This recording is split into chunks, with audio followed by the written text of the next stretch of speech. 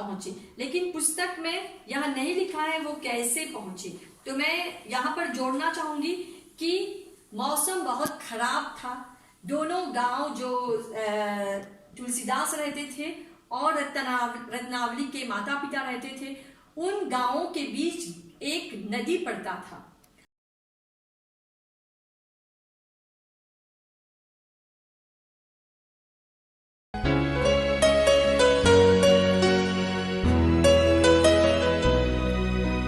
और नदी में बाढ़ आई थी, मूसलाधार वर्षा के कारण नदी में बाढ़ आई थी।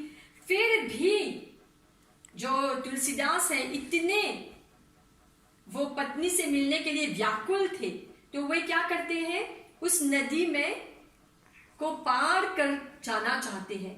और उस पार करने की कोशिश में उसे पता ही नहीं चला, वो सोच रहा था सांप था कि कब उसके हाथ में, वो सोच रहा था कि रस्सी है, पता ही नहीं चला कब उसके हाथ में सांप वो पकड़ कर पार करके पत्नी के यहाँ पहुंचा।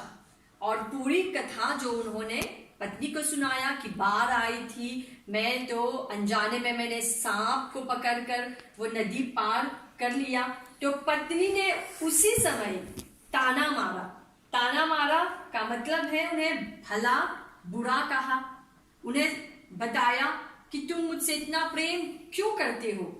उन्होंने कहा, इस शरीर से तुम जितना प्रेम करते हो उतना ही यदि तुम श्री राम से करते तो तुम्हें संसार के सब भय और दुख से छुटकारा मिल जाता। यहाँ पत्नी ने उसे धुतकारा तो कि यह तो मेरा शरीर है, मेरा जो शरीर है एक दिन वो भस्म हो जाएगा।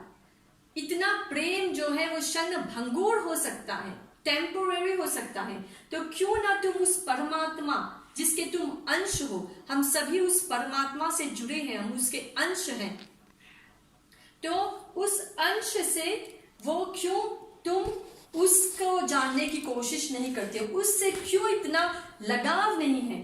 अगर तुम परमात्मा से इतना ही लगाव करोगे तो अवश्य संसार में यानी कि दुनिया में के सब भय यानी कि सब डर जो है, सब जो दुख है, परेशानी है, मुसीबत है, सबसे छुटकारा मिल जाएगा। तो यहाँ पर पत्नी ने उनकी जो आंखें जैसे खोल दी, उन्होंने बहुत बड़ा संदेश दिया है यहाँ पर। और अंग्रेजी में कहावत है कि behind the success of a man lies a woman. तो यहाँ पर देख सकते हैं कि तुलसीदास के जो उनके जो आध्यात्मिक जो प्रगति हुई वह उनकी आंखें किसने खोली, यह तो उसकी पत्नी रत्नावली ने। तो आगे बढ़ते हैं। तुलसी की आंख खुल गई। आंख खुल गई का मतलब है एक मुहावरा है, यानी कि तुलसी को अपनी स्थिति समझ आई, वे अपने स्थिति को समझ पाए और उसी दिन से उन्होंने प्रण लिया कि वे राम की खोज में तीर्थ स्थानों का भ्रमण करने लगे। भ्रमण करना, तीर्थ स्थान का अर्थ है यानी कि जो पवित्र स्थान है उसका भ्रमण करने लगे, उसका चक्कर लगाने लगे, उस जगहों पर जाने लगे। क्यों उस जगह पर जाने लगे? ताकि साधु संतों के सत्संग में रहने लगे। साधु संत यानी कि जो लोग साधना में लीन है, जिनका जीवन सात्विकता में गुजरता है, के सत्संग में रहने लगे, अर्थात उनकी संगति में रहने लगे। और बाद में देखेंगे कि यह जो वाक्य है वो तुलसीदास ने स्वयं लिखा है कि बिनु सत्संग विवेक न होई, अर्थात रामचरितमानस में उन्होंने यह स्वयं लिखा है कि अच्छी बुद्धि अच्छी संगति में रहने से ही मिलती है। और आगे बढ़ते हैं। धीरे धीरे राम की भक्ति तुलसी के जीवन का सहारा बन गया। धीरे धीरे मीन्स ग्रेजुअली राम की भक्ति तुलसी के जीवन का सहारा बन गया, यानी कि वो दिन रात अब पूजा पाठ में लग गए। परिणाम स्वरूप अर्थात फलतः, कॉन्सिक्वेंटली वे क्या रिजल्ट मिला कि वे रामचरितमानस की रचना करने में सफल हुए, अर्थात पत्नी की धुतकार से वो इतना लीन हुआ भक्ति में, राम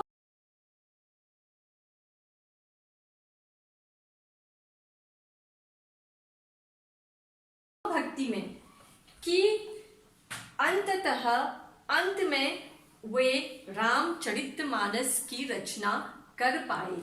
रामचरितमानस मैं फिर से बता दूं, मैंने कहा था पहले भी कि वाल्मीकि ने संस्कृत भाषा में रामायण लिखी थी, और क्योंकि उस समय बाद में संस्कृत भाषा सभी लोग नहीं समझ पाते थे, तो यह जो राम का संदेश है संस्कृत भाषा में वाल्मीकि ने लिख लिया था। लेकिन तुलसीदास को भक्ति काल में लगा कि रामचरितमानस अवधी भाषा में लिखा जाए, ताकि जन साधारण जो व्यक्ति है, जनता है, गरीब है, अनपढ़ है, उनको ये बात समझ आ जाए।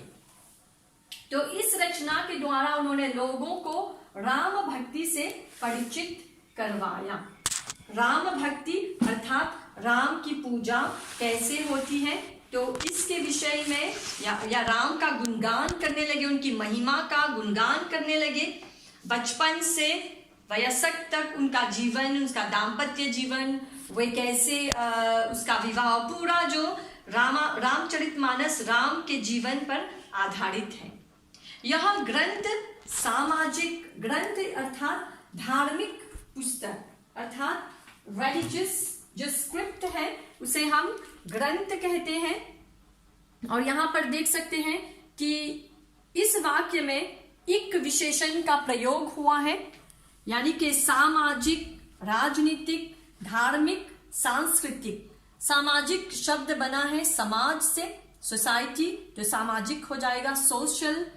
राजनीति से पॉलिटिक, राजनीतिक हो जाएगा पॉलिटिकल। धर्म से रिलीजन, धार्मिक हो जाएगा रिलीजियस। और सांस्कृतिक में इक जोड़ने से विशेषण हो जाएगा सांस्कृतिक, कल्चरल। तो मूल्यों के लिए आदर्श सिद्ध हुआ। तो यहाँ जो ग्रंथ है जिसकी हम बात कर रहे हैं, तुलसीदास ने उसकी रचना की, उसमें क्या संदेश है? सामाजिक संदेश है, वो भी आदर्शवाद को लेकर। आदर्श वजह इडियाल, सब कुछ अच्छा है समाज में। इसीलिए हम कहते हैं कि बाद में वही तुलसीदास ने राम राज्य की स्थापना की। उस राज्य में जो सब कुछ कुशल मंगल है, सब कुछ आदर्श सत्य के विषय पर है। आज भी उनकी राम भक्ति हमें जीवन की सभी बुराइयों को त्याग कर अच्छाई को अपनाने की राह दिखाती है। अर्थात राम भक्ति करने से न केवल हम पूजा करते हैं, परंतु हमारा जीवन का लक्ष्य ही पूजा, पवित्र, सात्विकता हो जाती है। अर्थात अंततः हम बुराइयों को छोड़कर अच्छाई को अपनाने लगते हैं। तो तुलसी राम को केवल मंदिर में नहीं बल्कि मानव के हृदय में, यानी कि उसके दिल में बसता हुआ देखना चाहते थे। तो यहाँ पर ये समझाया गया कि रामचरितमानस जो एक धार्मिक ग्रंथ है उसका महत्व क्या है। तो यहाँ पर हम देख सकते हैं कि सर्वप्रथम हम थोड़ा झलक डालें कि क्यों गोस्वामी तुलसीदास ने रामचरितमानस की रचना की, किन परिस्थितियों में। मैंने कहा था कि यह जो तुलसीदास है उसका जन्म 1589 में हुआ। फिर उन्होंने जो लेखनी चलाई वो 1375 से 1700 का समय था, यानी कि 1375 और 1700 तक। अर्थात अगर देखेंगे तो बहुत पुराना है। 500 साल पहले परिस्थिति भारत में क्या थी, तो वहां पर देख सकते हैं कि उस समय भारत में कह सकते हैं कि जो विचारधारा थी, अनेकों विचारधारा थी। सभी लोग अपनी तरह से किसी तरह भक्ति में लीन थे। कुछ लोग शिव की भक्ति करते हैं तो शैव संप्रदाय हो गए, कुछ लोग राम की भक्ति करते हैं तो वैष्णव संप्रदाय के हो गए, कुछ लोग कृष्ण की भक्ति करते हैं तो विष्णु संप्रदाय, तो शक्ति की पूजा शाक्त संप्रदाय। तो गोस्वामी तुलसीदास ने देखा कि उस समय अनेक विचारधारा थे और लोग जैसे हैं वो भटक रहे थे, उन्हें पता नहीं था कौन सा रास्ता चुने। तो गोस्वामी तुलसीदास ने जब रामचरितमानस की रचना की तो उन्होंने इन सभी विचारधाराओं में समन्वय लाने की दृष्टि से यह रचना की। समन्वय अर्थात सभी जो अनेक प्रकार के जो भक्ति है, नवधा भक्ति जिसे कहते हैं, वो इसमें उन्होंने इसका समन्वय किया, सभी को महत्व दिया। फिर उस समय भारत में अनेक लोग धर्म परिवर्तन कर रहे थे। कुछ लोग इतने हताश थे क्योंकि राजनीतिक रूप से वे बंदी थे, वे आजाद नहीं हुए थे। दिन ब दिन जो आक्रमण होते रहते थे और वे जो हिंदू की जो मानसिकता थी हताश थी। तो रामचरितमानस उन हताश लोगों को राहत अर्थात उनमें पुनः विश्वास दिलाने हेतु यह रचना लिखी गई और लोगों में नैतिकता संचारित करने के लिए, हिंदुत्व की रक्षा के लिए, धर्म की पुनः स्थापना के लिए यह जो रचना की गई रामचरितमानस। और रामचरितमानस में